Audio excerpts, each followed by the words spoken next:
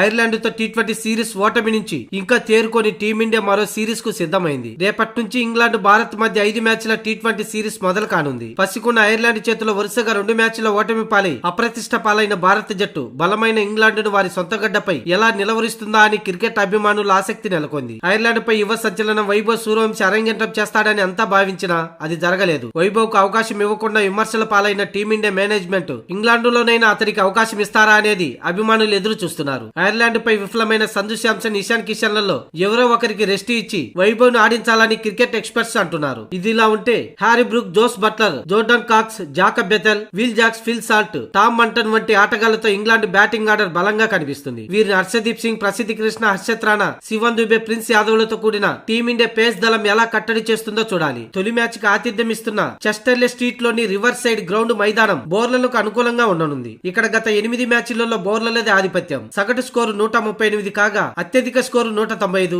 Ireland లోని Belfast ground తరహాలోనే England తో తొలి టీ20 ఆడే చెస్టర్లే స్ట్రీట్ లోని రివర్ సైడ్ గ్రౌండ్ బౌలింగ్ కు అనుకూలంగా ఉండడం మరోసారి టీమిండియాకు షాకింగ్ విషయమనే చెప్పాలి. ఈ మ్యాచ్ భారత కాలమాన ప్రకారం రేపు బుధవారం రాత్రి 10 గంటలకు మొదలు కానుంది.